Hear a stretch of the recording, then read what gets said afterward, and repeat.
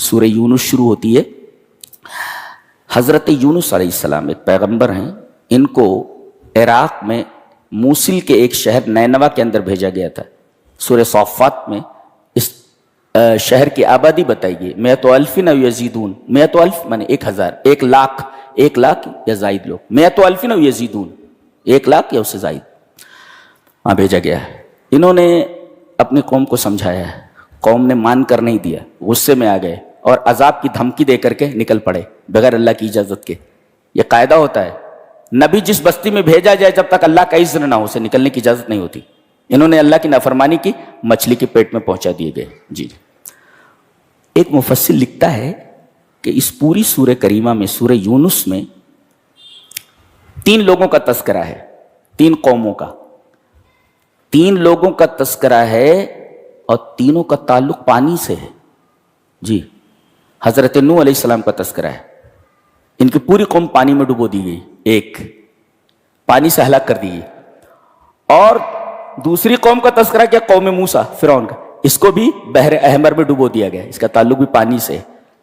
اور حضرت کو پانی ہی نہیں بلکہ پانی میں چلنے والی چیز کے اندر ڈال دیا گیا. ان کو اس کو کیا بولتے ہیں؟ سب میرین کے اندر ڈال دیا گیا. ان کو سب میرین میں، جی جو پانی کے اندر چلتی ہے، پیٹ میں چلے گئے. ان کا تعلق بھی پانی سے ہے. دونوں تو نہیں بچے. کون؟ قوم موسیٰ اور قوم نوح، یہ بچ گئے. اسی وجہ سے اس سورہ کریمہ کا نام سورہ یونس. کیوں؟ اس لیے کہ 2 تو بچے نہیں، تیسرا جو بچ گیا وہ افضل. کیوں بچا؟ لا الہ الا انت سبحانک انی کنت من الظالمین. توحید پر بھروسہ کرتے ہوئے اور اللہ پر توکل کرتے ہوئے. عجیب بات ہے کہ تینوں نے توکل کیا اللہ پر. کنہوں نے؟ حضرت نوح نے کہا علیہ توکلت، آگے ہے. اور موسیٰ نے کہا فعلیہ توکلوا، اس کے اوپر توکل کرو. اور انہوں نے تو مچھلی کے پیٹ میں اللہ ہی پر توکل کیا، وہاں اور کون تھا؟ لہذا اللہ پر توکل یہ بہت ضروری ہے، بہت ضروری ہے. جن لوگوں نے توکل کیا وہ بچ گئے. نوح علیہ السلام اور ان کے ساتھی بچ گئے توکل کرنے میں. موسیٰ علیہ السلام ان کے ساتھی بچ گئے، باقی سب ہلاک کر دیے گئے. اور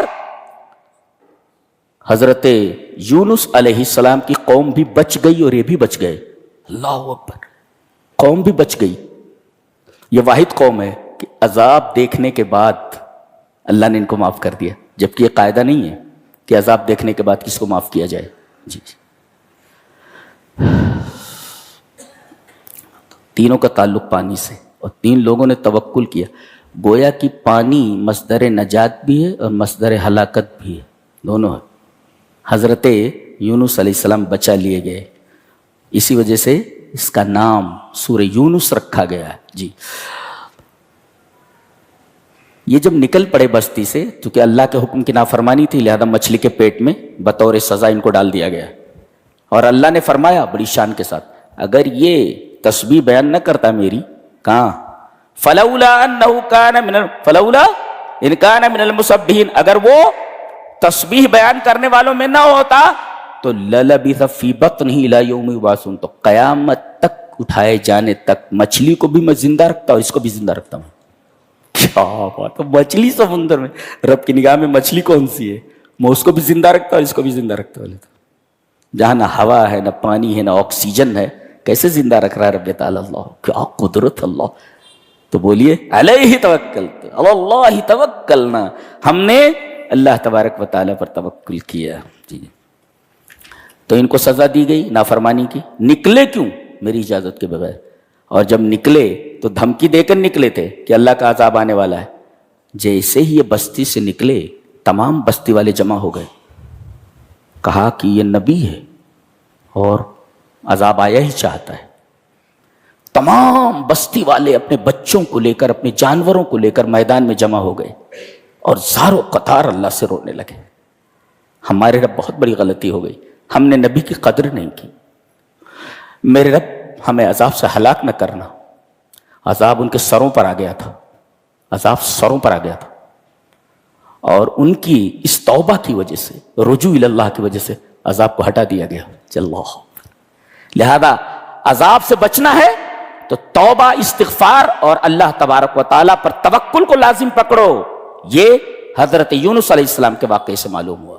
جی وہیں پر تذکرہ ہے ایک بدماش کا، فرعون کا.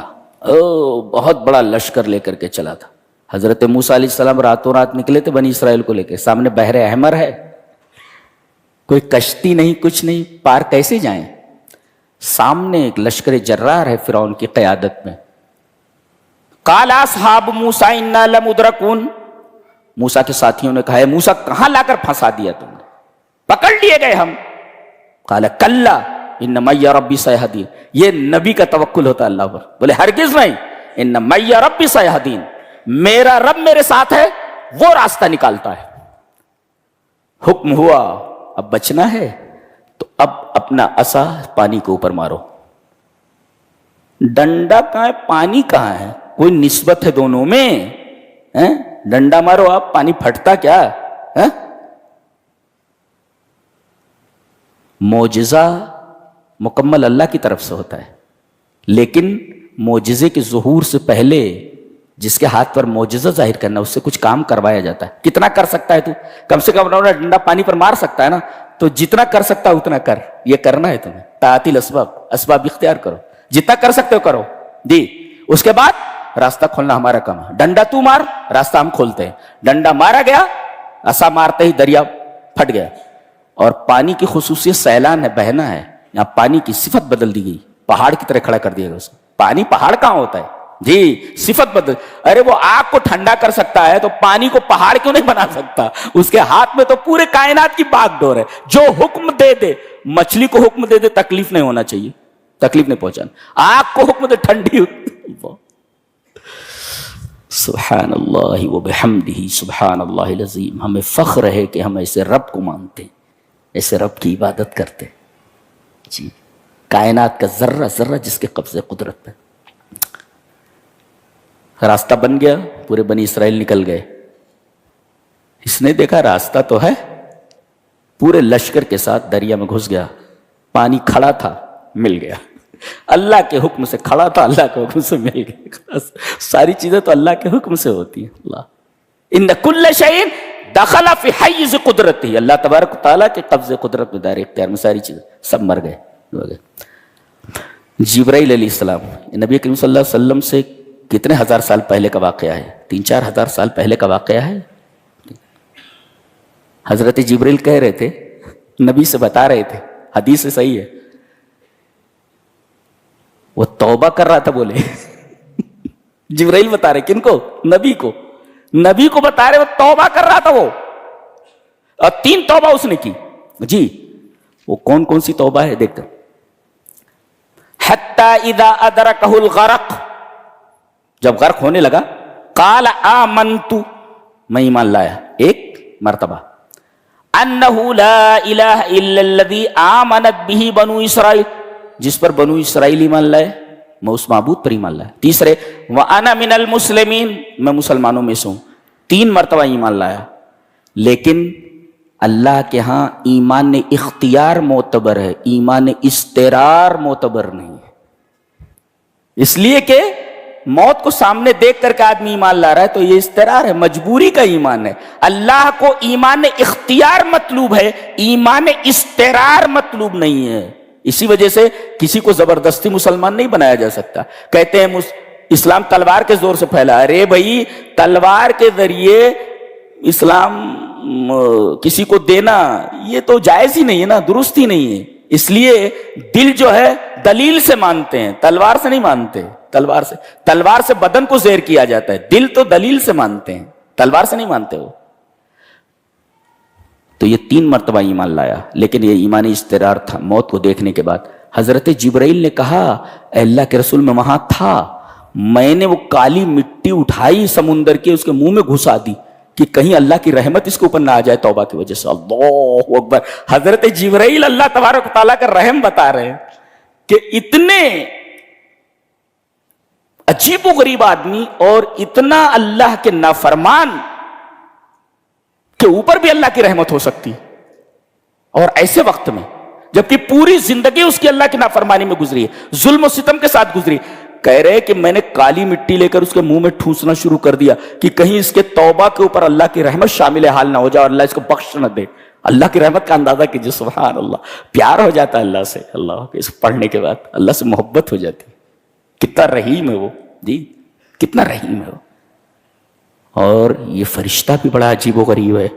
ہزاروں سال پہلے کی بات بتا رہے, میں وہاں تھا بولے. فرشتہ مرتا نہیں فرشتہ جی. ہزاروں سال پہلے بھی میں تھا وہاں جب یہ واقعہ ہوا تو, اور اب میں بتا رہا ہوں, آئی وٹنس ہوں میں تو منہ میں گھسیڑ لاتا ہے اس کے. ہزاروں سال پہلے کا واقعہ نبی سے بیان کر رہا ہے. کون؟ جبرائیل. فرشتے بھی عجیب ہے نہیں, عجیب ہے فرشتے. اللہ نے فرمایا کہ فَالْيَوْمَ نُنَجِّيكَ بِبَدَنِكَ لِتَكُونَ لِمَنْ خَلْفَكَ آیَةً, آج ہم تیرے بدن کے ساتھ تجھے نجات دے دیں گے تاکہ آنے والوں کے لیے تو نشانی بن جائے. بعض لوگ کہتے ہیں کہ اس کی لاش کیریو کے میوزیم میں موجود ہے, لیکن تحقیق نہیں ہے. یہ تحقیقی طور پر نہیں کہہ سکتے کہ وہی لاش ہے, فرعون کی ہے جی. اس میں سب سے بہترین بات ابن کثیر نے لکھی ہے. ابن کثیر نے لکھا ہے کہ ان بعض بنی اسرائیل شکوا فی موتہ, یا فی موت فرعون, فرعون کی موت پر بعد بنی اسرائیل کو شک ہوا, مرا کہ نہیں مرا, زندہ ہے کیا. اب زندگی میں تو ظلم و ستم کیا, تو ارے مر گیا کہ زندہ ہے. تو اللہ تبارک و تعالیٰ نے فامر البحر, اللہ تبارک و تعالیٰ نے دریا کو حکم دیا ان یلقیہ, اس کو اٹھا کر کے باہر پھینک دے. الا نجوۃ من الارض, نجوۃ من المرتفع من الارض, ایک اونچائی کے اوپر جسے جبل فرعون کہا جاتا ہے, وہاں پر پھینک دے لے جا کر. پانی نے اس کو اٹھا کر کے پھینک دیا. مرا ہوا تھا, روح نہیں تھی. بنی اسرائیل نے دیکھ لیا, لیتحققوا موتہ وہلاکہ, تاکہ لوگوں کو یقین ہو جائے کہ یہ مر چکا, ہلاک ہو چکا ہے. بس اتنا ہی کافی ہے. بقیہ وہ کیریوں میں اسی جو ہے فرعون کی لاش ہے یا کیا ہے, تحقیقی طور پر نہیں کہا جا سکتا. پروفیسر عبد المومن کی ایک بک میں نے پڑھی, وہ ڈاؤن لوڈ کر کے آپ پڑھ سکتے ہیں. پروفیسر عبد المومن قصہ فرعون و موسیٰ, چھوٹی سی کتاب ہے, 40-50 صفحے کی, آپ پڑھیے, اچھی تحقیق ہے اس کے اندر, شروع سے آخر تک پڑھیے. اردو میں ہے. کون ہے رائٹر اس کے؟ پروفیسر عبد المومن, تحقیق کی انہوں نے, اور کتاب کا نام ہے قصہ فرعون و موسیٰ, اردو میں ہے, ڈاؤن لوڈ کر کے پڑھنے. اچھی کتاب ہے, میری نظر سے گزر چکی ہے, تحقیق ہے وہ, وقت نہیں تو تفصیل بتاتا میں. اس کے بعد بتایا گیا کہ اس سورہ کریمہ کی سب سے بہترین آیت کون سی ہے جی. بتایا گیا یہ آیت ہے. کون سی؟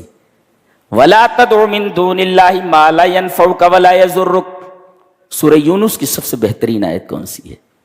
کہا کہ یہ آیت ہے. اپنے نبی کو خطاب کر کے نبی نے, اللہ نے فرمایا اللہ کے علاوہ جو چیز نہ نفع دے نہ نقصان پہنچائے اس کی عبادت مت کرو.